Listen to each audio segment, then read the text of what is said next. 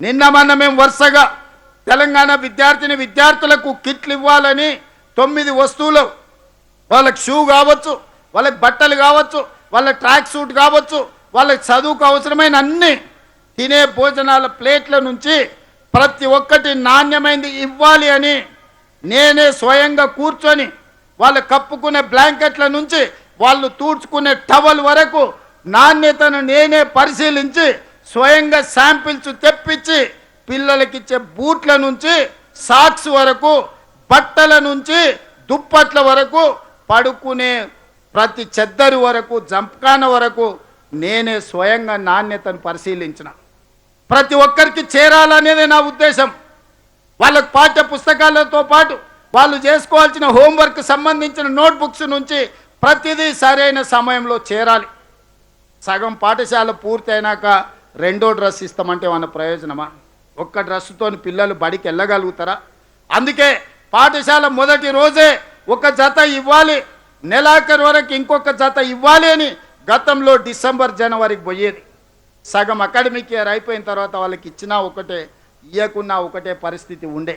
అందుకే ఈనాడు Savyasachi Ghosh special chief secretary గారిని ప్రత్యేకంగా నియమించి అధికారులందరితోని, వివిధ శాఖలకు సంబంధించిన సెక్రటరీలు అందరితోని సమన్వయం చేసుకొని ఈరోజు నాణ్యమైన వస్తువులను పిల్లలకు ఒక ఎడ్యుకేషన్ కిట్ ఇవ్వాలని, ఒక మంచి బ్యాగ్లో పెట్టి వాళ్ళందరికీ ఇవ్వాలని ఈరోజు రాష్ట్ర ప్రభుత్వం నిర్ణయం తీసుకున్నది.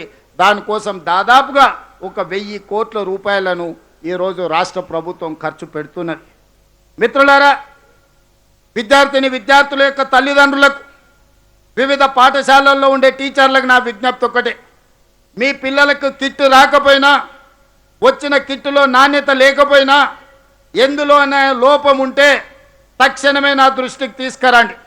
ఆ లోకల్ ఉండే ఎమ్మెల్యే కానీ, ఇన్ఛార్జ్ మంత్రులకు కానీ మీరు చెప్పండి. ఎవరైనా నాణ్యత లేని వస్తువులను సరఫరా చేస్తే ఆ కంపెనీని బ్లాక్ లిస్ట్ చేయడమే కాకుండా క్రిమినల్ కేసులు పెట్టి జైల్లో బొక్కలో తోసే బాధ్యత నేను తీసుకుంటా. విద్యార్థులకు నాణ్యమైన వస్తువులను అందించాల్సిన బాధ్యత ఈరోజు మన అందరి మీద ఉన్నది. అందుకే మిత్రులారా, ఈ రిఫార్మ్స్ తెచ్చే క్రమంలో కొన్ని ఒడిదుడుకులు, కొన్ని అడ్డంకులు వస్తాయి. వాటిని అధిగమించాల్సిన బాధ్యత మన మీద ఉన్నది. ఇవాళ మనం అమలు చేస్తున్న పథకాలు వినియోగదారులకు సంక్షేమం చేరాల్సిన వాళ్ళ కోసం, వివిధ సంస్థలకు వ్యాపారం ఇవ్వడానికి కాదు. ఈరోజు ఆ పేద పిల్లల కోసం తీసుకుంటున్న నిర్ణయాలు వాళ్లకు ప్రయోజనం చేకూరే విధంగా ఈరోజు ఉండాలన్నదే మా ఆలోచన.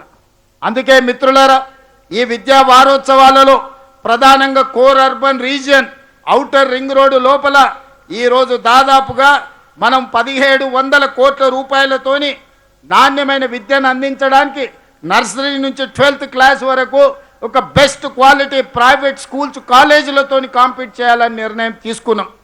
రేపటి భవిష్యత్తులో ఇవాళ ఇంటర్మీడియట్ రిజల్ట్ వచ్చినప్పుడు మనం చూస్తున్నాం, చైనా బ్యాచ్ అని, ఆ బ్యాచ్ అని, ఈ బ్యాచ్ అని ఫుల్ పేజీల యాడ్స్ వచ్చినాయి. రేపు భవిష్యత్తులో నేను కనే స్వప్నం ఒక్కటే: ఆ రాష్ట్రంలో ఉండే 100% మార్కులు వచ్చే విద్యార్థులు నా ఈ పాఠశాలల్లో నుంచి రావాలి, నా యంగ్ ఇండియా ఇంటిగ్రేటెడ్ రెసిడెన్షియల్ స్కూల్లో నుంచి రావాలి.